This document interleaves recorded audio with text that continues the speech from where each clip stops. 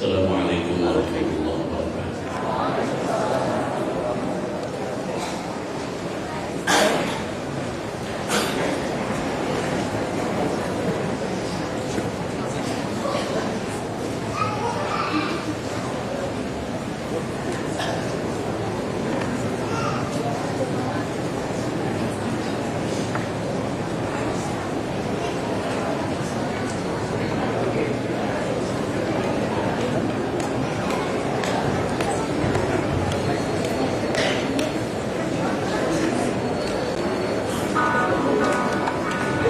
Ahlan wa sahlan bi hudurikum fi Masjid Al-Ulama Mudahir Purworejo Al-Mukarram Al-Habib Jindan bin Novel bin Salim Jindan, pengasuh Pesantren Al-Fahriyah Tangerang, Banten. Hadirin wal hadirat, kaum muslimin wal muslimat rahimakumullah. Memasuki acara yang keempat, prakada panitia penyelenggara sekaligus sambutan takmir Masjid Agung Darul Mutaqin Purworejo yang akan disampaikan oleh Al-Mukarram Al-Habib Najib Syafruddin bin Muhammad Dahlan Ba'ud. Kepadanya waktu dipersilakan.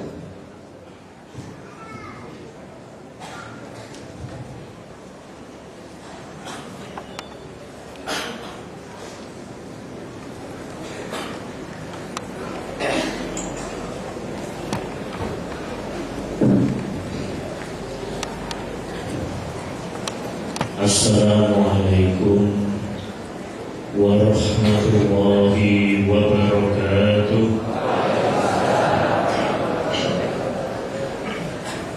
Bismillahirrahmanirrahim. Alhamdulillahi rabbil alamin. Wassalatu wassalamu ala asyrafil anbiya'i wal mursalin, Sayyidina wa nabiyina wa habibina wa maulana Muhammadin wa ala alihi wa sahbihi ajma'in, amma ba'd.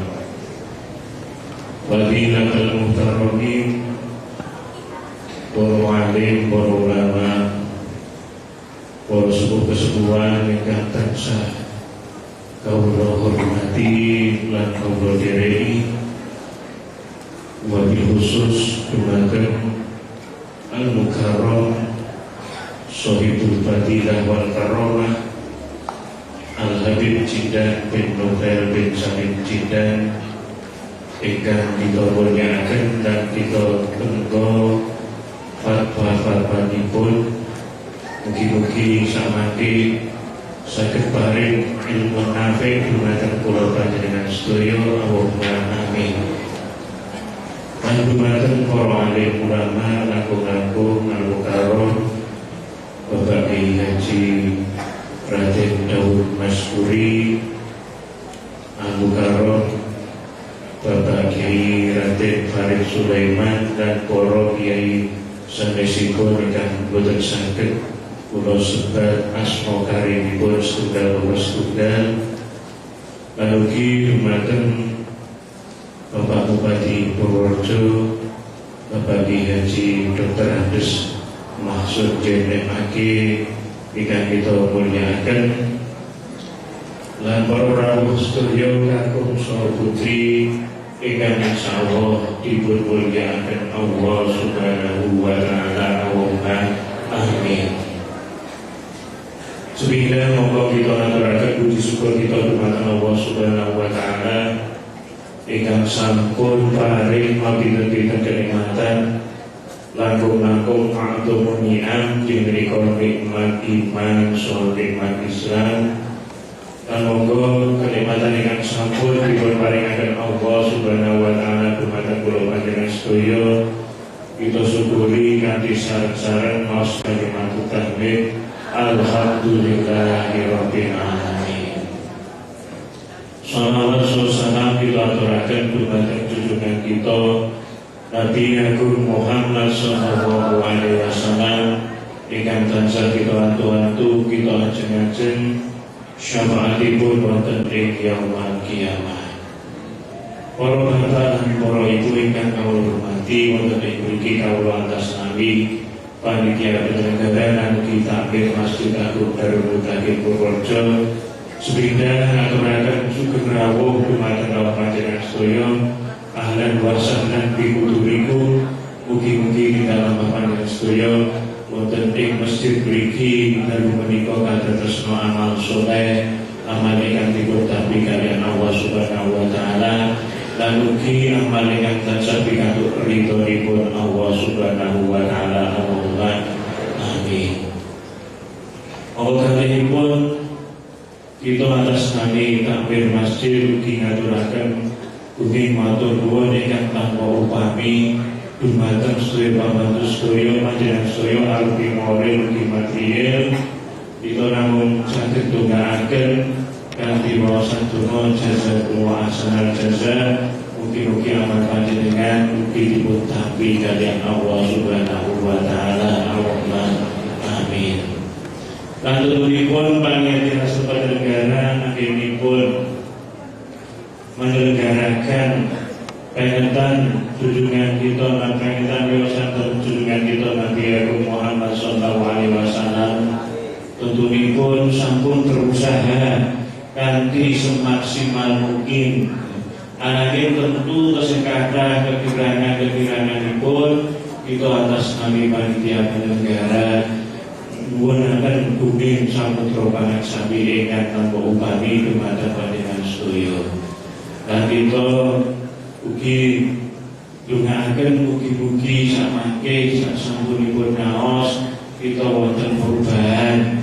Sasampunipun wonten boten sae dados tasahi sehingga wonten sae dados tambah sae sehingga ilmu kita keparingan ilmu ingkang manfaat kaliyan Allah Subhanahu wa taala. Lan ugi kanthi pengetan wiyosan dalem junjungan kita Nabi Muhammad sallallahu alaihi wasallam. Tentunipun mau sampun dipun waosaken al-barjanji khusus sejarahipun Kanjeng Nabi kanthi tujuan samangke kita saged itiba derek tindak lampahipun junjungan kita Nabi Muhammad sallallahu alaihi wasallam. Mekaten ingkang saged kawula aturaken ugi ingkang kawula matur wonten pikirangan saha khilafanipun estu kawula junging samudra pangsami. Akhirul kalam warahmatullahi wassalamualaikum warahmatullahi wabarakatuh.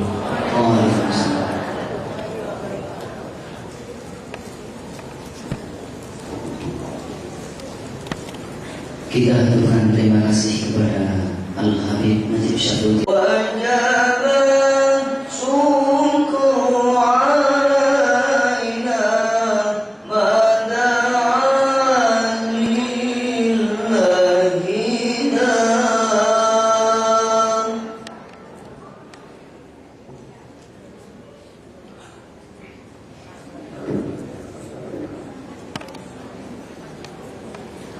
Assalamualaikum warahmatullahi wabarakatuh.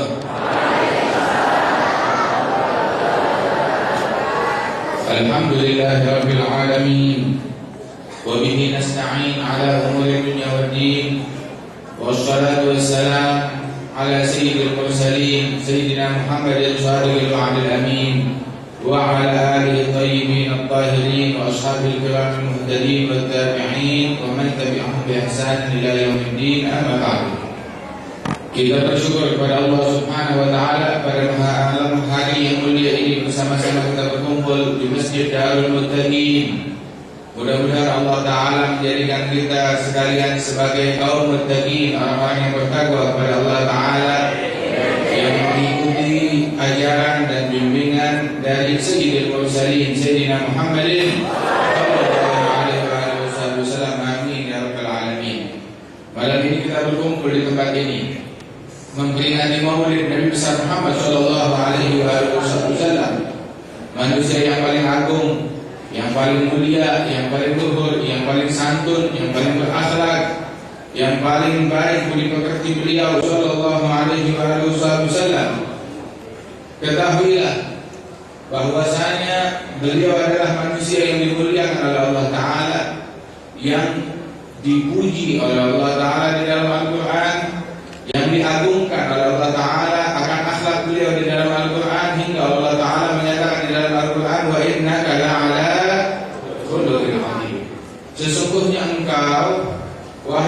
Muhammad berada di atas budi pekerti yang teramat agung, yang teramat luhur, sallallahu alaihi wasallam. Dan beliau telah sukses di dalam membina para sahabat, para keluarga beliau, para umat beliau untuk meraih surga Allah Subhanahu wa taala, hingga mereka para sahabat menjadi manusia-manusia yang mulia yang mengemban dakwah dan ajaran Nabi besar Muhammad sallallahu alaihi wasallam.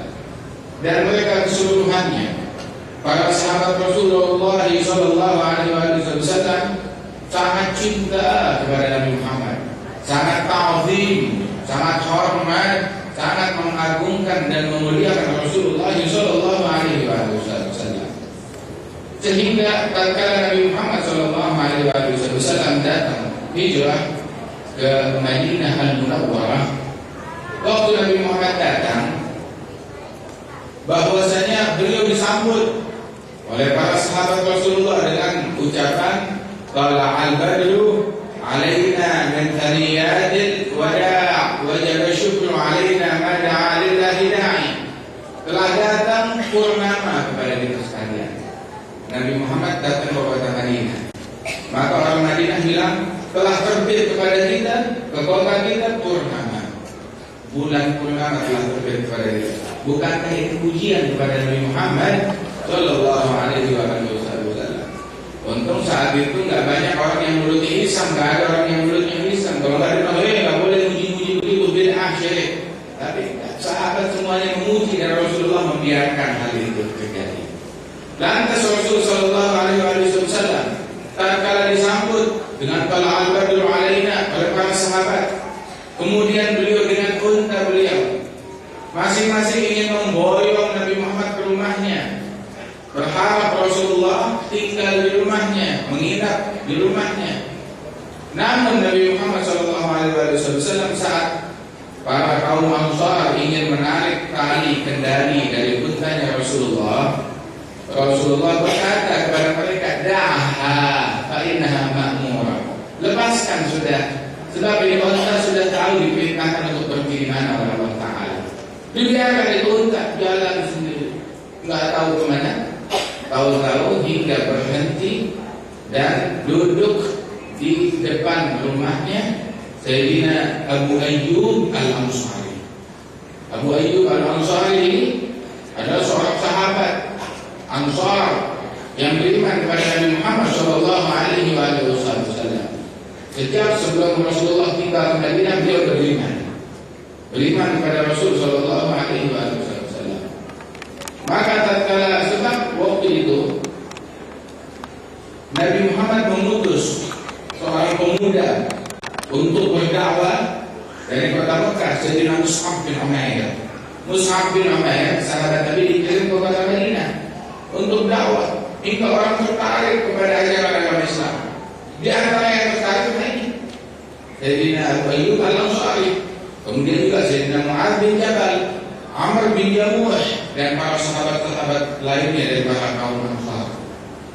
Kemudian datang rombongan dari Madinah untuk membaiat Nabi Muhammad di salah satu musim haji. Haji pun dulu udah ada dari zaman Nabi Ibrahim, akan tetapi dengan syariat yang disunahkan diajarkan oleh Nabi Muhammad, nah itu baru di zaman Rasulullah. Tapi orang dulu haji dengan cara mereka, masing-masing. Itu di salah satu musim haji, di waktu bulan haji tersebut, datang rombongan memilih waktu agar bisa ketemu dengan Rasulullah malam-malam di suatu Aqabah. Nah, terjadilah bai'atul Aqabah, pembaiatan di tempat Aqabah tersebut di tengah malam. Hingga di antara mereka ada Aqabah yang pertama, Aqabah yang kedua, 2 kali kejadian tersebut, hingga ada sampai 72 orang yang membaiat Rasulullah sallallahu alaihi wasallam. Walhasil mereka ini banyak dari masyarakat Madinah, dari kaum Ansar, yang mana mereka semua sudah bersiap untuk menyambut kedatangan Rasulullah sallallahu alaihi wasallam. Maka Abu Ayyub Al-Ansari itu berharap Rasulullah bisa tinggal di rumahnya, hinap di rumahnya. Maka datanglah Nabi Muhammad, tahu-tahu ontanya sudah berhenti di depan rumahnya Abu Ayyub. Langsung Abu Ayyub hilang, senang, seperti orang dijatuhkan bulan, seperti orang mendapatkan harta yang banyak. Apa yang datang ke rumahnya? yang dibawa ke rumahnya adalah Rasulullah Sallallahu Alaihi Wasallam. Abu Ayyub Al-Ansari mempersilahkan Rasulullah untuk tinggal di rumahnya. Tinggallah Rasulullah di rumahnya. Kebetulan rumahnya Abu Ayyub itu ada 2 lantai. Lantai bawah, lantai atas. Cuma belum beton, zaman dulu belum beton seperti ini. Itu dengan kayu, ranting, ya, yang dipadatkan juga dengan tanah liat, sehingga kalau ada air karena suka netes juga ke bawah. Walhasil Abu Ayyub itu mempersilahkan Rasulullah untuk tinggal di atas rumahnya. Rasulullah kan enggak, saya tinggal di bawah aja. Ya sudah, maunya Nabi begitu. Padahal Abu Ayyub bersiapkan ruangan atas untuk Rasulullah, tapi Rasul tetap mau di bawah. Nah, Abu Ayyub tinggal di atas. Udah malam, pas malam hari itu malam pertama, dia mikir bersama istrinya. Wah, istriku, ini sekarang nampaknya kita salah langkah. Harusnya Nabi yang kita minta untuk tinggal di atas. Tapi saya tidak kuasa untuk membantah perintah Nabi Muhammad. Nah, sekarang kita berada di atasnya Rasulullah, Rasul di bawah kita. Turun wahyu, nah kita ada di antara wahyu dengan Rasulullah Sallallahu Alaihi Wasallam. Tapi itu yang diinginkan Nabi. Maka Abu Ayyub dan istrinya itu mereka sudah tahu posisi kasurnya Rasulullah, ranjangnya berada di mana. Jadi mereka tidak mau kalau di atas itu melewati tengah ruangan, jalan di pinggir ke tembok. Kenapa? Tidak mau melangkahi Nabi Muhammad yang ada di bawah mereka, di lantai bawah, lantai dasar. Lihat ta'zimnya mereka, tidak mau melangkahi Rasulullah yang ada di lantai bawah. Jadi di atas dia tidak mau Rasulullah dia langkahi di bawah. Hingga akhirnya keesokan harinya bilang Abu Ayyub kepada Rasulullah, ya Rasulullah, sudahlah kau pindah ke atas, kita di bawah. Saya tidak berani berada di antara engkau dan wahyu, berada di atas engkau. Rasulullah, wahai Abu Ayyub, bukan saya tidak mau, tapi sekarang nih yang datang sama saya itu banyak. Ada orang tua, ada orang yang sakit datang kepada saya. Kalau saya di atas kesian, mereka susah naiknya. Maka Abu Ayyub pun nurut, ya kan? Sudah. Rasulullah Sallallahu Alaihi Wasallam tinggal di rumahnya Abu Ayyub itu selama 7 bulan. Hingga di suatu malam yang dingin di kota Madinah, itu musim dinginnya luar biasa, sangat dingin sekali. Itu tahu-tahu ada kendi isi air yang pecah, tumpah airnya. Itu Abu Ayyub panik, khawatir airnya menetes mengenai Rasulullah yang ada di ruangan bawah. Dia ambil selimut yang dia punya untuk meresap air tersebut, mengelap air tersebut, jangan sampai terjatuh ke bawah. Itu malam mereka kedinginan, gak bisa tidur. Paginya datang kepada Rasulullah, diceritakan kejadian tersebut. Rasulullah ya sudah, akhirnya Nabi naik ke atas, pindah di atas. Tiap hari Abu Ayyub Al-Ansari menyediakan makanan untuk Rasulullah. Tatkala disediakan makanan untuk Rasulullah di hari-hari pertama, Abu Ayyub bercerita bahwasanya Rasul waktu dihidangkan makanan, dibilang, wahai Abu Ayyub, panggilkan 10 orang yang non muslim dari masyarakat Madinah untuk ikut makan sama saya sini. Siapa tokoh 10 tokoh Madinah, ajak makan bersama saya. Diundang oleh Abu Ayyub, datang semuanya ikut makan dengan Rasulullah SAW. Kemudian sudah selesai 10, masih sisa makanan itu. Makanan cuma 1 nampan, dimakan 10. Masih sisa banyak. Udah selesai pergi yang 10. Rasulullah coba datangkan lagi 20 orang, datang lagi 20. Mereka keluar, makanan masih sisa. Sampai dipanggil 70 orang, semuanya ikut makan, masih sisa makanan tersebut. Hingga dibagi-bagi kepada tetangga. Hampir 100 orang jumlah mereka itu. Kemudian Abu Ayyub bercerita, sungguh tidak seorang pun yang ikut makan bersama Rasulullah dari tokoh Madinah yang tadinya dia musyrik, tidak beriman, melainkan keluar, dia pulang, habis selesai makan bersama Nabi, dia pulang sudah masuk ke dalam agama Islam. Kenapa? Melihat keluhuran akhlak dari Nabi Muhammad Sallallahu Alaihi Wasallam. Ya, satu makanan yang kecil tapi bisa memberikan berkah yang demikian banyak. Dan hal yang semacam ini terjadi banyak sekali dari sejarahnya Nabi Muhammad Sallallahu Alaihi Wasallam dan daripada sirahnya beliau. Kemudian Abu Ayyub Al-Ansari radhiyallahu anhu arba, beliau itu tiap hari sediakan makanan untuk Rasulullah, dan dia bersama istrinya tidak makan dulu hingga Rasulullah makan. Setelah Rasulullah makan, sisa makanannya dikembalikan. lalu dia makan sisa makannya Rasulullah. Kenapa? Berkah, mencari berkah. Jadi makanan bekas dimakan oleh Rasulullah. Hingga disebutkan bahwasanya Abu Ayyub dan istrinya itu melihat nampan yang mereka sediakan untuk Nabi, dia melihat mana yang sudah dipegang oleh tangannya Nabi Muhammad, kelihatan bekasnya. Oh, sudah dimakan, ini ada sedikit berkurang. Nah, itu sisanya Rasulullah. Mereka mengambil tepat bekas tangannya Nabi Muhammad. Mereka cari itu semua. Kenapa? Untuk mencari berkah. Ya, seperti dikatakan tadi, untung zaman dulu nggak ada orang yang suka mengkafirkan, mensyirikkan, yang mulutnya usir. Kalau nggak dibilang, oh cari berkah itu syirik, itu bid'ah. Tidak. Abu Ayyub sendiri melakukannya. Hingga dalam hadis sahih disebutkan, satu kali Abu Ayyub Al-Ansari menyediakan makanan untuk Nabi Muhammad. Saat dikembalikan makanan tersebut, dia lihat tidak ada sisa, tidak ada bekas makanan itu pernah disentuh oleh Nabi. Berarti Rasulullah nggak makan. Kenapa Rasulullah nggak makan? Dia panik. Sampai-sampai dia nanya kepada Nabi Rasulullah, kenapa engkau tidak makan makanan yang kami kirim? Maka Rasul menjawab, wahai Abu Ayyub, sesungguhnya saya biasanya makan, cuma tadi waktu saya mau makan, saya dapati ada bau bawang putih. Saya munajat di malam hari kepada Allah Ta'ala, dan saya tidak mau ada bau bawang putih yang masih mentah itu, baunya itu kuat. Saya tidak mau ketika munajat di malam hari ada bau yang tidak sedap yang keluar dari mulut saya, sedangkan saya bermunajat kepada Allah Subhanahu wa Ta'ala. Engkau makanlah, engkau bersama keluargamu makan. Saya tidak makan daripada bawang putih tersebut. Itu Abu Ayyub Al-Ansari bilang, mulai saat itu nggak ada bawang putih yang masuk rumahnya lagi. Bukannya haram, tidak. Sebab itu dibilang itu bawang putih boleh mentah, baunya itu sangat kuat sekali. Itu dia bilang sejak saat itu tidak ada bawang putih yang masuk ke rumahnya Abu Ayyub Al-Ansari. Kenapa? Karena tahu Nabi Muhammad tidak suka makan makanan yang berbau tersebut. Sallallahu alaihi wasallam. Rasulullah yang keluar dari beliau semuanya harum, wangi, indah, mulia.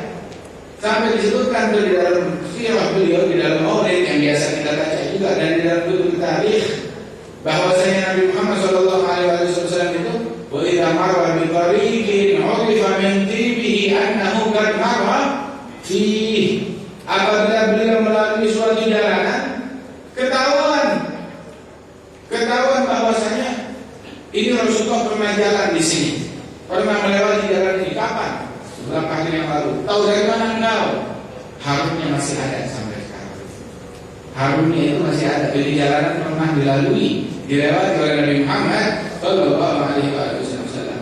Apabila mau memasuki suatu ruangan, itu orang yang menunggu berdatang Rasulullah di ruangan itu, Nabi di luar ruangan mau masuk, kecium harumnya oleh orang yang di dalam. Oh, tidak ada harum. Ini harumnya Nabi Muhammad. Tidak lama Nabi Muhammad masuk sallallahu alaihi wasallam.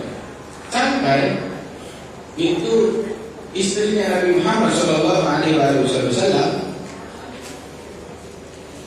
satu kali Nabi Muhammad tidur di rumahnya, berkeringat keningnya Rasulullah. Maka istrinya punya botol kecil, dia ambil, dia tampung, tunggu itu keringatnya Rasulullah menetes. Tak kala keringatnya menetes, ditampung di botol kecil, sedikit demi sedikit dia kumpulkan. Hingga Rasulullah suatu saat terbangun, dilihat keringatnya ada di tampung. Ditanya oleh istri itu, apa yang kau lakukan? Kenapa? Dijawab oleh beliau, sesungguhnya saya menampung keringatmu. Untuk apa keringat tersebut?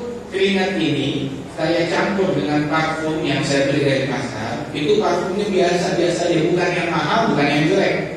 Tapi ketika saya campur dengan sedikit keringatku, berubah menjadi parfum yang paling wangi.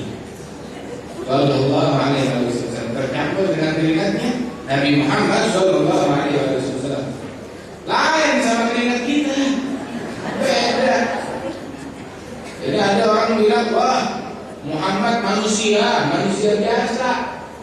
Muhammad bashar, Muhammad itu adalah manusia biasa. Betul manusia, tapi basyarul lakal bashar, manusia yang tidak seperti manusia biasa.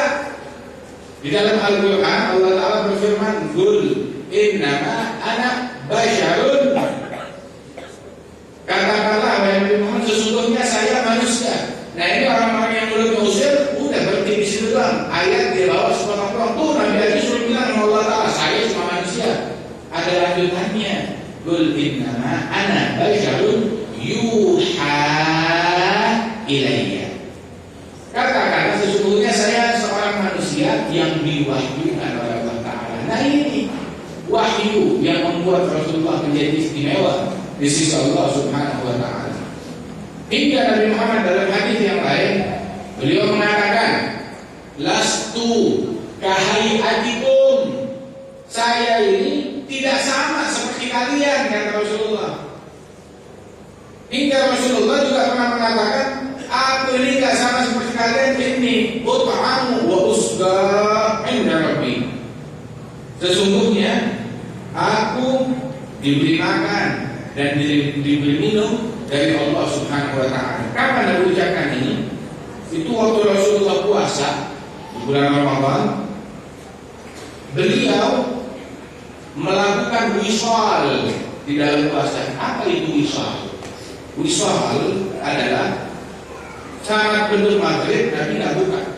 Setetes pun, sebutir kurma pun tidak dia makan. Sampai kapan? Sampai siang hari berikutnya tetap masih belum buka.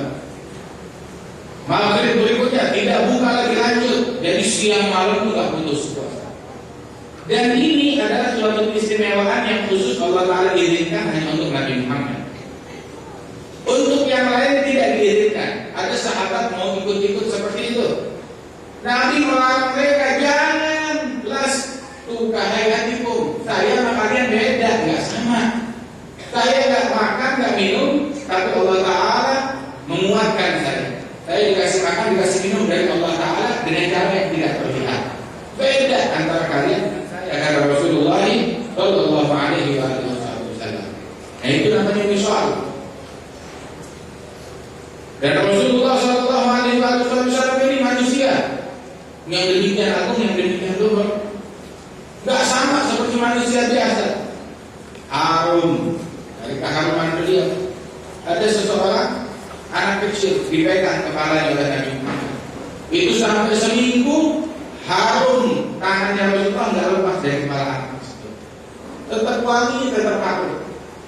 Itu para tabi'in berjumpa dengan sahabat yang udah lanjut usianya. Itu sahabat kalau dia buka sorbannya, dimakannya, pekinya, itu rambutnya jambulnya panjang, jatuh ke bawah. Panjang seperti rambutnya perempuan. Itu jambulnya doang, yang lain pendek semua. Tapi jambulnya panjang sampai ke bawah. Kalau dia mau pakai sorbannya, dia gulung, masukkan, lalu dia pakai peci. Ditanya, kenapa nggak dipotong itu jambul tersebut? Kenapa dipiara? Nah ini dulu, waktu saya masih kecil, Rasulullah Sallallahu Alaihi Wasallam pernah mengusap kepala saya di bagian rambut ini. Maka rambut yang sudah bersentuhan dengan tangannya Rasulullah, saya tidak mau potong. Saya mau meninggal dunia membawa rambut yang sudah pernah disentuh dengan Nabi Muhammad Sallallahu Alaihi Wasallam. Itu sebabnya. Wah, kenapa? Mau apa dari itu semua? Berkah. Berkahnya Nabi Muhammad Sallallahu Alaihi Wasallam. Untung zaman itu juga nggak ketemu orang yang mulutnya usil. Kalau nggak dibilang, jangan berkah-berkah begitu. Ini berkah, keberkahan tersebut ada, diajarkan, dilakukan oleh para sahabat Rasulullah Sallallahu Alaihi Wasallam. Mereka belajar tauhidnya dengan siapa? Dari siapa belajar tauhid? Dari Nabi Muhammad yang mendidik mereka, yang membina mereka, yang mengajarkan mereka. Sallallahu Alaihi Wasallam. Saudara-saudara sekalian, sesungguhnya Rasulullah Sallallahu Alaihi Wasallam dengan segala perangainya, kemuliaannya, keistimewaannya, kita nggak bisa ngikutin Nabi. Wah, keringat kita mau dibikin wangi seperti keringat Nabi, susah, lain, nggak bisa. Kita nyentuh orang langsung wangi seminggu, sebulan ke orang. Kita nggak bisa mengikuti Nabi dalam hal ini. Dalam mukjizatnya Nabi kita mau ikuti, nggak bisa. Kita tidak bisa mengikuti Nabi dalam mukjizatnya. Itu di luar kuasa kita. Punya makanan sedikit, tahu-tahu bisa dimakan oleh orang yang banyak, ribuan. Itu di luar kekuasaan kita. Kita tidak mampu mengikuti Nabi dalam hal ini, tetapi kita dapat mengikuti Nabi dalam sunnahnya. Kita bisa mengikuti Nabi di dalam sunnah beliau, sholatnya beliau, ibadatnya beliau, zikirnya beliau, cara makannya beliau, cara tidurnya beliau, cara duduknya beliau, semuanya itu sunnah. Kita bisa mengikuti Nabi Muhammad SAW di situ. Sampai Sayyidina Abdullah bin Umar itu nggak ada satu sunnah pun dari sunnahnya Rasulullah melainkan dia jalankan, dia lakukan oleh Abdullah bin Umar Ibn al-Khattab radhiyallahu anhu warḍah. Rasulullah sallallahu alaihi wasallam beliau bersabda di dalam hadis, la yu'minu ahadukum hatta yakuna hawahu tab'an lima yajibu bih. Tidak beriman salah seorang kalian hingga kemauannya, hawa nafsunya ngikut dengan apa yang aku inginkan, ikut dengan syariat Nabi Muhammad sallallahu alaihi wasallam. Nah, kita ikutin Nabi. Ada kita setiap hari makan, ada sunnah bagaimana cara makan yang disunahkan oleh Rasulullah.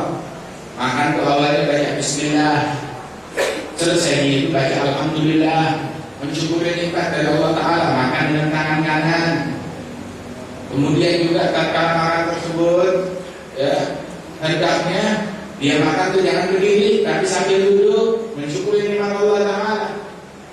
Karena satu kali saya di Abu Bakar Siddiq di Madinah ini, dia lapar, di rumahnya nggak ada makanan, dia keluar di siang hari. Siang hari itu biasanya tuh ambil keluar itu jalanan sepi. Keluar di siang hari mungkin ketemu orang, bisa ikut makan. Dia berjumpa Sayyidina Umar bin Khattab. Umar, ada berita apa? Nah, ya saya nggak ada berita apa-apa. Yang jelas saya keluar rumah juga karena kelaparan. Abu Bakar bilang saya juga kelaparan. Ayo kita jalan bareng. Jalan bareng keliling di Bagar Madinah. Maka tahu-tahu berjumpa dengan Rasulullah Sallallahu Alaihi Wasallam. Mereka ingin memberi salam kepada Nabi Muhammad, ingin memulai salam lebih dulu kepada Rasul, tapi selalu kalah. Nabi yang lebih dahulu memberi salam kepada mereka. Karena Nabi memberi salam, dijawab salam oleh mereka. Rasul bertanya, ada apa kalian dan keluar di jam yang tidak biasanya? Saat yang siang hari seperti ini, tidak biasanya orang Madinah itu keluar siang hari.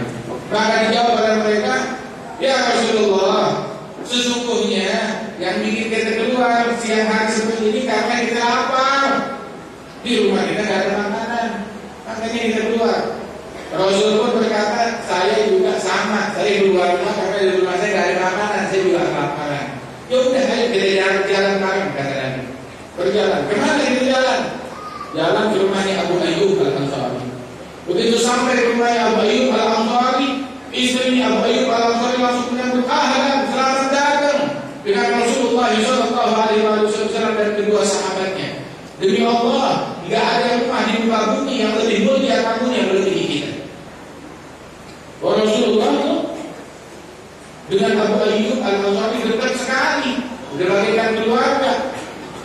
Maka Rasul tinggal di rumah mereka itu sampai 7 bulan waktu baru hijrah. Datang ke rumahnya, bilang, ayo apa yang kalian punya kita makan. Langsung disembelihkan seekor kambing oleh Abu Ayyub Al-Ansari. Nabi pesan, wahai Abu Ayyub, engkau kalau menyembelih kambing, jangan sembelih dari kambing betina yang menyusui, ya, kesian anaknya. Ataupun juga kalau engkau sembelih itu, maka akhirnya kalian tidak bisa dapetin susu kambing lagi. Ambil dari yang tidak menyusui, nah itu dia, sembelih yang itu. Disembelih untuk Rasulullah Sallallahu Alaihi Wasallam. Sudah disembelih, disiapkan, dibelah dua. Tengahnya itu dimasak, tengahnya lagi dibakar. Diberikan di hadapan Rasulullah Sallallahu Alaihi Wasallam. Ada korma, ada roti gandum, ada kambing bakarnya. Kemudian setelah itu belum makan, Rasulullah ambil satu potong, dibungkus dengan roti. Nah, Abu Ayyub kirimkan ini ke rumah putriku Fatimah. Sebab dia udah berhari-hari tidak makan, perutnya nggak memasukkan makanan. Kirimkan ini ke putriku Fatimah, keluarganya Nabi Muhammad, putrinya Nabi Muhammad Sallallahu Alaihi Wasallam.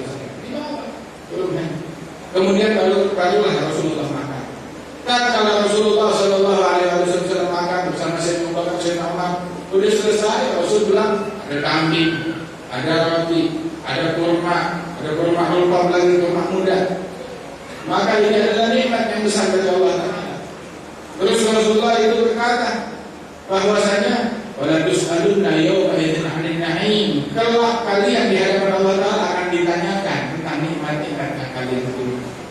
Dan Rasulullah berpesan, kalau kalian makan baca bismillah. Selesai makan ini nikmat, syukurin, baca alhamdulillah. Jangan kita ngatain makanan. Wala tahibul ta'am, kata Rasulullah. Jangan kita mencela makanan. Nah, ini makanan enggak enak, ini makanan kurang garam, ini makanan ini tidak boleh kita mencela makanan. Kebiasaan Nabi Muhammad, kalau dia suka dengan satu makanan, dia makan. Dia tidak suka, tidak komentar. Yaudah. Dia tidak suka, dia tidak makan. Tetapi tidak mencela, tidak pernah mencela makanan apapun juga. Satu kali Rasulullah SAW beliau pernah datang ke rumah, bawa tamu. Dia tanya sama istrinya, ada makanan enggak? Nah, tidak ada ya Rasulullah. Pindah lagi ke rumah satunya lagi, istrinya yang lain, ada makanan enggak? Sampai semuanya tidak ada makanan. Ini juga istri yang terakhir. Rasulullah tanya, apa yang kalian punya? Dia bilang, kita punya ada roti gandum yang kita kering. Terus dikeluarkan. Lauknya ada enggak? Tidak ada lauk apapun kecuali cuka. Dia dikasih keluar dari sini. Apa Nabi bilang? Itu yang punya rumah, istrinya itu sampai malu dihidangkan untuk Rasulullah dan tamunya Rasulullah roti gandum dan cuka. Apa Nabi mengatakan? Nabi mengatakan ni'mal idam al-khali. Sebaik-baiknya lauk adalah cuka ini. Ini lauk yang paling enak. Cuka ini. Kenapa? Menghibur tuan rumah. Tidak mau bilang apa ini? Belum makan dengan cuka. Di sini ada yang pernah makan nasi dengan cuka? Enggak. Kira-kira besok ibu, kalau suaminya pulang makan siang dikasih makan nasi dengan cuka, apa yang terjadi? Oh ya, ada orang duit belanja dikorupsi. Rasulullah berkata sebaik-baiknya makanan adalah cuka. Kata Rasulullah SAW, nggak ngatain makanan. Beliau bersyukur kepada Allah Subhanahu wa Ta'ala. Nah, ini adabnya Nabi Muhammad. Ada satu orang ikut makan bersama Rasulullah, dia makan dengan tangan kiri. Maka Nabi Muhammad bilang, ya hadza kul bi yaminik. Wahai saudara, makanlah dengan tangan kananmu, jangan makan tangan kiri. Itu orang nggak mau, dia bilang makan tangan kanan. Sampai dia bilang akhirnya, saya nggak bisa makan dengan tangan kanan. Oh enggak, nggak bisa. Nabi bilang, ya kalau begitu kau tidak akan bisa makan dengan tangan kanan. Itu sejak saat itu dia tidak mampu mengangkat tangan kanannya ke mulutnya. Lumpuh tangannya, tidak bisa diangkat tangan kanannya itu ke mulutnya. Kenapa? Kualat terhadap Nabi Muhammad. Disuruh dinasihatkan makan dengan tangan kanan. Saya tidak bisa. Sudah tidak bisa. Kalau begitu tidak akan bisa. Ada lagi satu sahabat yang lain, Sayyidina Abdullah bin Abbas, masih kecil. Dia masih kanak-kanak. Duduk makan bersama Rasulullah. Ketika dia makan, comot sana, comot sini, tempat yang jauh dia comot juga diambil. Maka Rasulullah berkata, ya gulam, samillah, kul biyaminik, wa kul mimma yadik. Wahai pemuda, wahai anakku, baca bismillah kalau makan. Makan dengan tangan kanan. Comot ambil bagian yang dekat dengan engkau. Jangan langsung loncat ke tengah, ke samping, ke ujung semuanya. Makan bagian yang dekat dengan engkau. Inilah ajaran Rasulullah SAW. Sampai cara makan pun diajarkan oleh Nabi Muhammad SAW.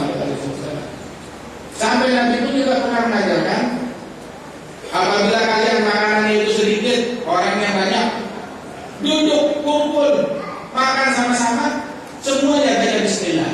Insya Allah makanannya cukup untuk semua.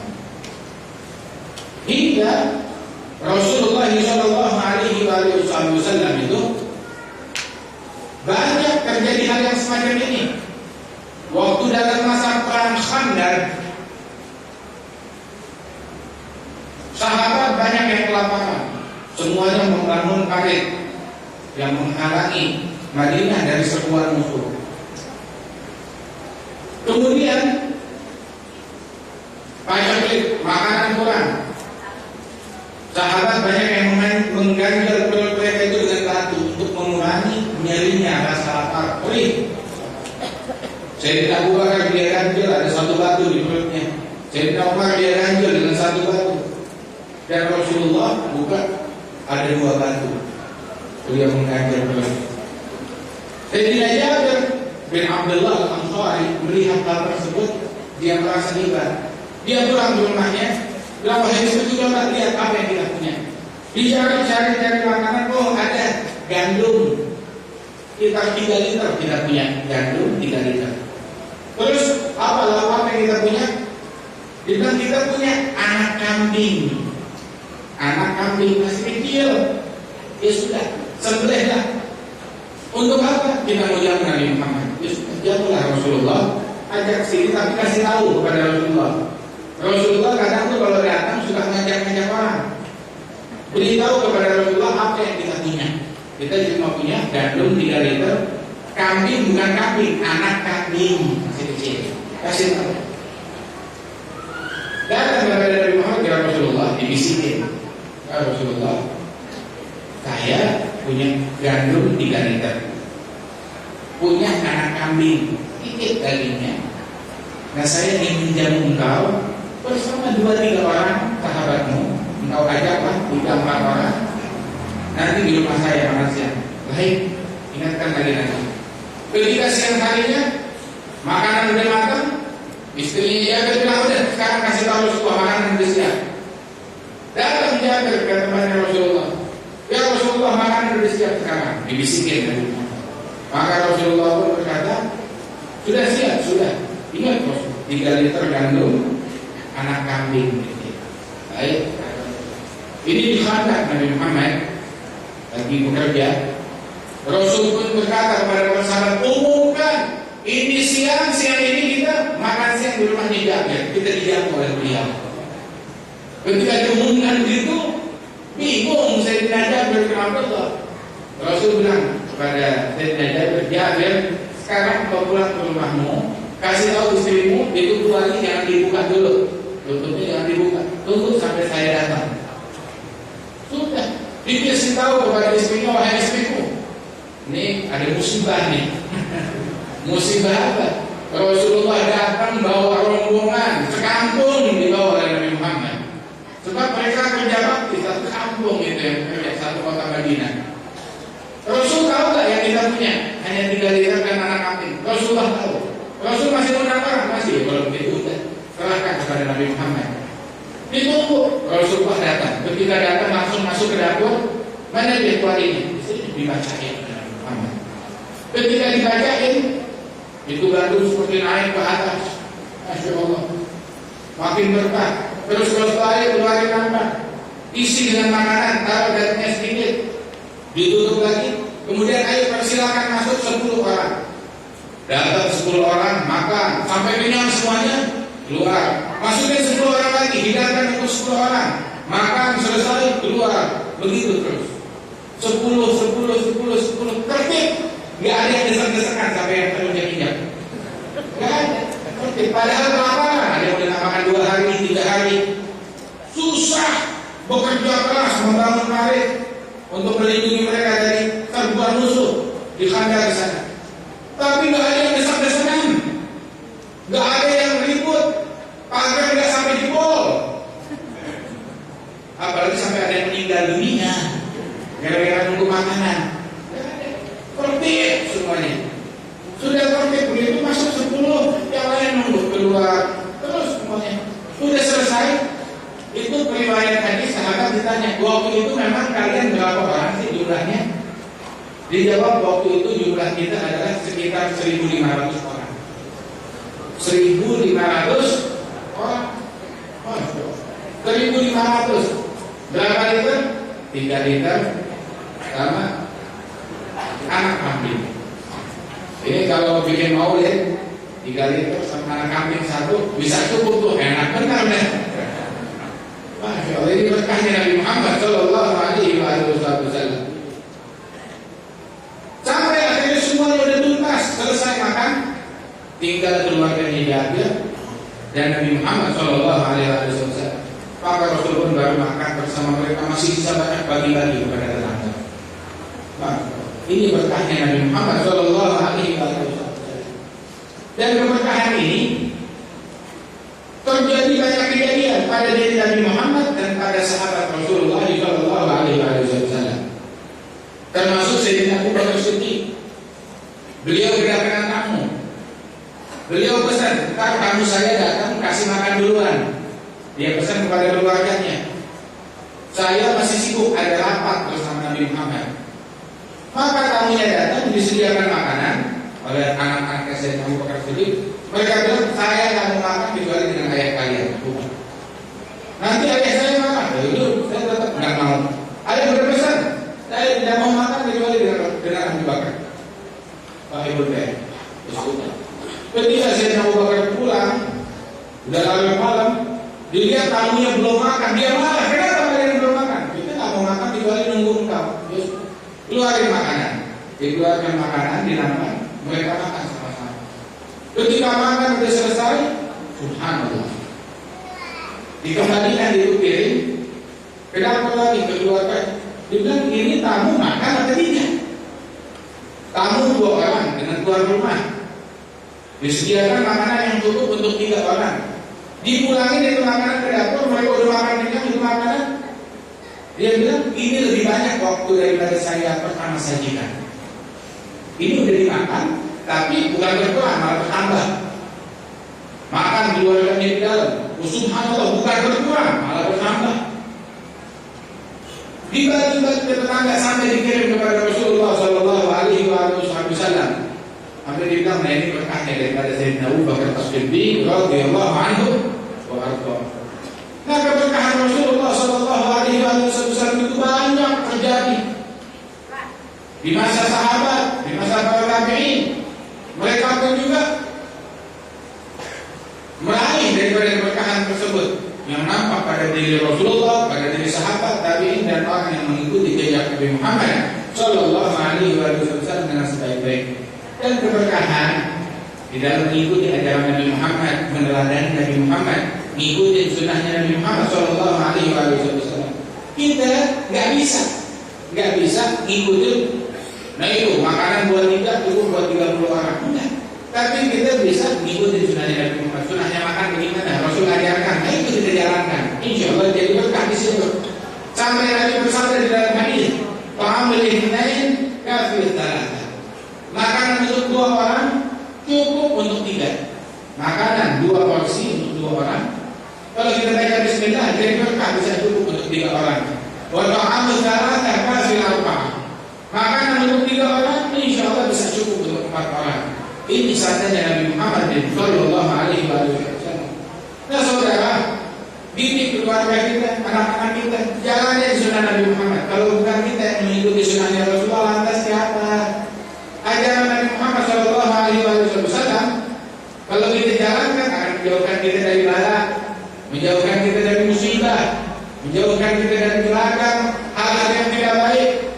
Kalau kita jalankan, ada sunnah, ada zikir yang diajarkan oleh Nabi Muhammad, kita baca. Itu Abu Darda, dia dulu sama sahabatnya, sama teman-temannya. Abu Darda ini sahabat Nabi. Lantas dikabari, Abu Darda, rumah kau terbakar. Maka Abu Darda bilang, "Nggak mungkin, rumah saya nggak mungkin terbakar." Itu yang mau berita bilang, "Orang saya lihat satu kampung semuanya hangus terbakar, termasuk rumah kau yang di tengah-tengah." Maka Abu Darda bilang, "Tidak mungkin, rumah saya nggak mungkin terbakar." "Engkau tahu dari mana?" "Ya saya tahu dari Rasulullah." Ya, tahu dari Rasulullah SAW. Dulu waktu Rasulullah masih hidup, Rasul bilang sama saya, "Yang baca ini doa setiap pagi dan sore, dia mengatakan, Allahumma anta rabbi la ilaha illa anta, alaika tawakkaltu wa anta rabbul arsyil azim, masya Allah kan, wa ma lam yasha' lam yakun, wa la hawla wa la quwwata illa billahil aliyyil azim, a'lamu anna Allah ala kulli syai'in qadir wa anna Allah qad ahata bi kulli syai'in ilma." Yang baca ini doa, dia nggak bakal ditimpa oleh hal-hal yang buruk sampai sore. Kalau dia baca pagi, nggak ditimpa dengan hal yang buruk sampai sore. Kalau dia bacanya sore atau malam, nggak bakal ditimpa hal yang buruk sampai pagi hari. Dan saya udah baca, saya nggak pernah tinggal di doa, jadi nggak mungkin rumah saya kebakaran. Kalau nggak percaya, ayo semuanya ikut saya. Ikut ke rumahnya Abu Darda yang bilang terbakar. Dia dapetin satu kampung semuanya udah hangus terbakar, kecuali rumahnya Abu Darda masih utuh. Kenapa? Abu Darda telah berzikir. Dia mengamalkan sunnahnya Nabi Muhammad Shallallahu Alaihi Wasallam. Al-Habib Abdullah bin Abdul Haddad Sahih Rawatib, yang rawatibnya biasa kita baca. Beliau bilang dalam kitab Sahih ini ada saat-saat tertentu atau tempat-tempat tertentu atau keadaan tertentu disunahkan untuk baca zikir tertentu oleh Nabi Muhammad. Lantas kalau kita telantarkan, kita tinggal berzikir, kemudian tidak ditimpa dengan hal-hal yang tidak baik, yang tidak enak, ya jangan salahkan siapa-siapa kecuali diri kita sendiri. Kenapa kita tidak amalin? Kenapa kita tidak baca? Dan amalan tersebut banyak, termasuk yang bisa menjaga seseorang, memberikan penjagaan ketika dia sholat isya berjamaah dan sholat subuh berjamaah. Dalam hadis disebutkan, man sholat isya di jamaah amsa fi dhimmatillah hatta yusbih, wa man sholat fajr fi jamaah asbaha fi dhimmatillah hatta yumsi. Barang siapa yang sholat isya berjamaah, maka dia berada dalam tanggungan dan asuransinya Allah, dalam perlindungan Allah sampai pagi. Yang sholat subuhnya berjamaah, dia berada dalam perlindungan dan asuransi serta tanggungan Allah sampai malam, sampai sore. Jadi orang yang sholat subuh berjamaah udah aman, dia telah mengasuransikan dirinya sampai sore. Isya berjamaah dia mengasuransikan dirinya sampai subuh. Wahai sabda Nabi Muhammad, itu ada satu orang namanya Hajjaj bin Yusuf. Dia tukang bunuhin orang di kantor, tukang membunuh. Siapa aja orang ketemu dia udah ketakutan. Itu Hajjaj bin Yusuf berpesan, kalau dia ketemu sama orang yang ingin dia ganggu, dia tanya dulu, ente semalam sholat isya berjamaah enggak? Atau segini hari, kalau dia ketemunya malam dia tanya, sholat isya tadi berjamaah enggak? Kalau ketemunya siang dia tanya, tadi subuh sholat isya berjamaah atau tidak? Kalau dikatakan iya, saya sholat subuh berjamaah, udah. Dia bilang kepada teman-temannya, jangan gangguin. Kenapa? Dia berada dalam lindungan Allah, dalam asuransinya Allah. Jangan macam-macam dengan Allah Ta'ala. Ntar urusannya panjang, dia tidak berurusan dengan Allah. Sudah lepaskan. Tapi kalau dia orang enggak, dia sholat subuhnya tidak berjamaah atau isyanya tidak berjamaah, nah yang mau dibuat dah kepada orang. Kenapa? Dia tidak asuransikan dirinya dulu. Sampai penjahatnya dulu masih mikir seperti ini. Nah saudara-saudara sekalian, ini syariat Nabi Muhammad, sunnah Nabi Muhammad. Ayo sholat 5 waktu berjamaah ini. Kita sekarang berada di masjid, Darul Sultanin. Ini masjid dibangun untuk ibadah, untuk taat, untuk kita laksanakan sholat 5 waktu di masjid ini. Masjid yang demikian megah, yang luar biasa ini, yang nampak keberkahan di masjid yang dibangun atas dasar ketakwaan kepada Allah Jalla Ta'ala ini. Nah marilah kita makmurkan dengan sholat 5 waktunya, dengan pengajiannya, kita hadiri di tempat yang mulia ini. Terutama orang yang rumahnya berdekatan dengan masjid. Rasulullah bersabda di dalam hadis, la sholata li jaril masjid illa fil masjid. Tidak ada sholat yang sempurna bagi orang yang rumahnya berdekatan, bertetanggaan dengan masjid. Tidak sempurna sholat itu orang kecuali kalau dia laksanakan di dalam masjid. Mau sholat yang sempurna, laksanakan di dalam masjid. Kalau tidak sempurna, kata Rasulullah Sallallahu Alaihi Wasallam. Ketika jalan menuju masjid dalam kegelapan malam, maka Rasulullah Sallallahu Alaihi Wasallam berkata, "Asyir al-masyain fil dhulami ila masajid bin nurit tam yaum al-qiyamah." Beri kabar gembira kepada orang-orang yang berjalan menuju masjid di tengah kegelapan malam. Berikan kabar gembira kepada mereka bahwasanya besok di hari kiamat Allah Ta'ala berikan kepada mereka cahaya yang sempurna, yang menerangi, cahaya yang sempurna. Buat siapa cahaya ini? Buat orang yang berjalan menuju masjid di tengah kegelapan malam.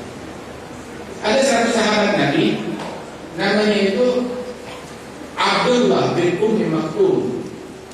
Abdullah bin Ummi Maktum ini buta. Dia minta izin kepada Rasulullah, ya Rasulullah, rumah saya jauh di pinggiran kota Madinah, paling jauh dari masjid. Saya bisa datang zuhur, asar, maghrib, isya ke masjid. Saya bisa subuh juga saya datang sekarang ini.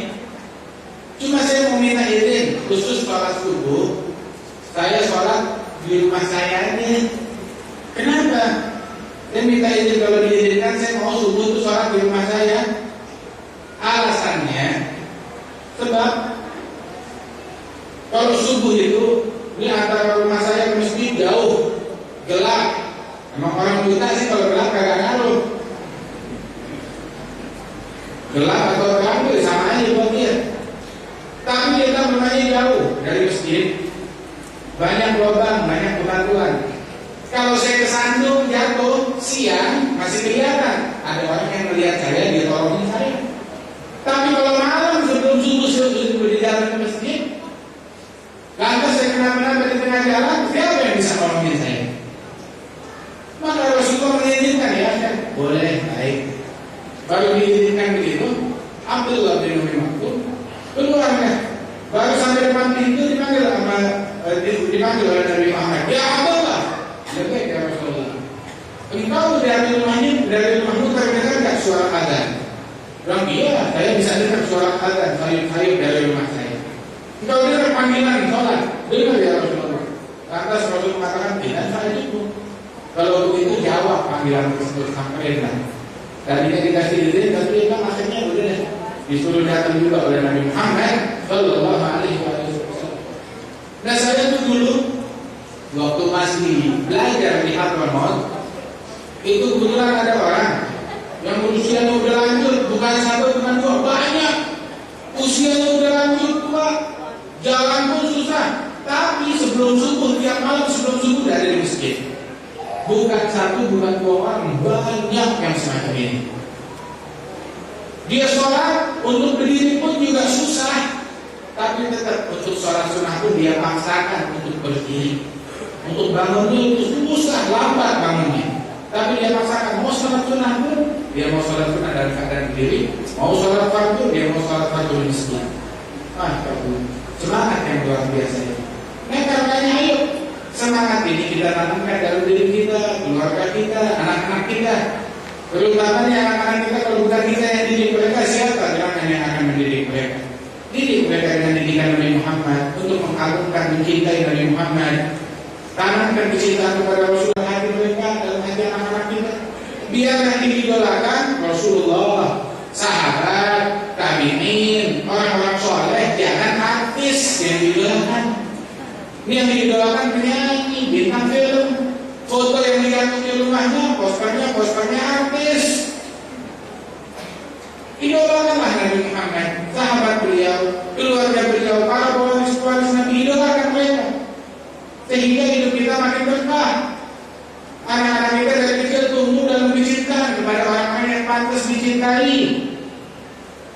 Namun kalau kita biarkan mereka tidak kita tanamkan cinta kepada Nabi, cinta kepada sahabat, cinta kepada ulama, maka yang ada mereka mencintai orang-orang yang dimurkai oleh Allah Subhanahu Wa Taala, yang dilaknatkan, dikutuk.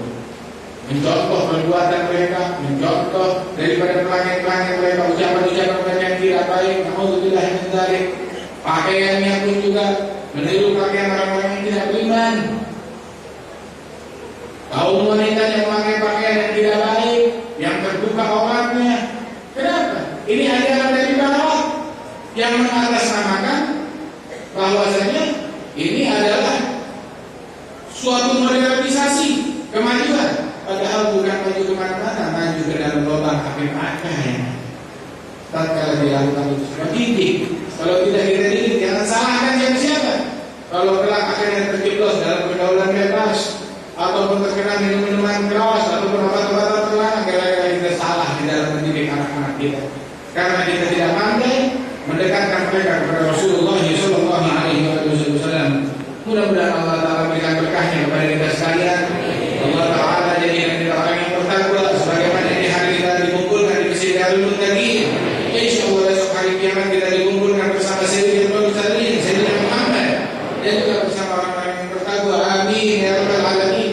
Mudah-mudahan kita dihidupkan dalam cinta kepada beliau, dalam mengikuti sunnah beliau, dalam menjalankan mengemban dakwah dan ajaran beliau, dan dijadikan anak-anak kita sebagai anak-anak yang cinta kepada Rasulullah, yang menggembirakan Rasulullah, keluarga kita, kaum wanita kita yang mengikuti jejak Nabi Muhammad Shallallahu Alaihi Wasallam dengan sebaik-baiknya. Ini acara yang semacam ini tetap kita lanjutkan dimanapun ada maulid Nabi di bulan Rabiul Awal yang mulia ini, kita hadiri, kita simak, kita dengarkan, sebab semata-mata kita harapkan adalah berkah dari Allah dan syafaat dari Rasulullah Shallallahu Alaihi Wasallam. Kita doakan agar Allah Taala jauhkan kita dari bala, dijauhkan kita dari musibah, dijauhkan kita dari hal-hal yang tidak baik dengan berkat Nabi Muhammad Shallallahu Alaihi Wasallam, dan Allah Taala memberikan keberkahan khusus kepada panitia pelaksana acara yang mulia ini, para penyelenggara dan semua yang punya andil di dalam terwujudnya acara ini. Mudah-mudahan diberikan keberkahan dari Allah Subhanahu Wa Taala dan dijadikan malam ini digembirakan hati Nabi Muhammad Shallallahu Alaihi Wasallam dengan berkah kehadiran kita di maulid beliau yang mulia ini. Amin ya rabbal alamin. Allahumma ja'alna hadha jaman marhuma wa tafarraqna min ba'dihi tafarruqan ma'suma wa la taj'al fina wa la minna wa la ma'ana shay'an wa la mahruma. Allahumma hdina bi hudak waj'alna mimman yusari'u fi ridha wa la tuwallina waliyyan siwak wa la taj'alna mimman khalafa amraka wa 'asaka bi rahmatika ya arhamar rahimin wa jullika ya jalal jalil. Allahumma anfa'na bima 'allamtana wa'alimna ma yanfa'una warzuqna ilman nafi'an. Amin ya rabbal alamin. Dan sebelum kita tutup dengan majelis ini dengan doa sebagaimana tadi diinstruksikan, kita ingin keluar dari majelis ini dalam keadaan dosa kita sudah diampuni oleh Allah Subhanahu wa taala. Makin dekat dengan Allah, makin dekat dengan Rasulullah. Pernah satu kali di majelis macam ini Nabi Muhammad ketika mengumpulkan sahabat, Rasulullah nanya, coba periksa semua yang hadir di sini semuanya muslim, mukmin, nggak ada munafik, nggak ada non muslim, diperiksa semuanya muslim ya Rasulullah. Kemudian Rasulullah mentalbitkan kepada mereka kalimat tauhid, kalimat la ilaha illallah, diikuti bersama-sama oleh para sahabat. Setiap kali Rasul baca diikuti sampai 3 kali. Kemudian selepas itu semua, Rasulullah Shallallahu Alaihi Wasallam mengatakan, ketahuilah bahwasanya Allah Taala telah mengampuni dosa-dosa kalian semua. Dan ini kalimat ini kita dengar dari guru-guru kita dengan syarat mereka, yang sebagaimana mereka dengar dari guru-gurunya sampai kepada Rasulullah Shallallahu Alaihi Wasallam. Dan Rasulullah Shallallahu Alaihi Wasallam afdalul ma qultu ana wa nabiyyuna min qabli la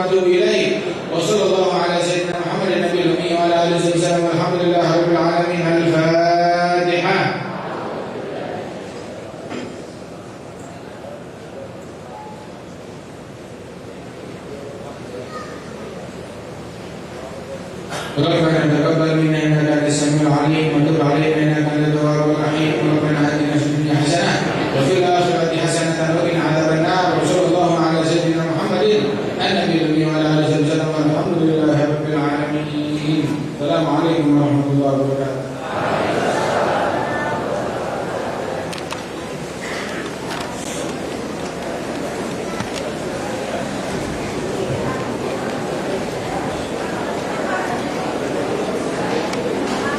Kita aturkan terima kasih kepada Yang Terhormat Al-Habib Jindan bin Nufal bin Salim Jindan masuk dalam pesantren Al-Fatihah Alam Bandung. Mudah-mudahan manfaat untuk kita semua. Ayyuhal hadirun wal hadirat rahimahullah. Dengan berakhirnya doa tadi, maka berakhirlah acara pada malam hari ini. Dan apabila tujuan kedua dalam bawakan acara ini dari awal hingga akhir, tentunya banyak kekurangannya. Kami mohon maaf yang sebesar-besarnya. Akhirul kalam, wallahu muwaffiq ila aqwamit thoriq. Assalamualaikum warahmatullahi wabarakatuh. Salam Nabi Muhammad. Allahumma shalli alaihi.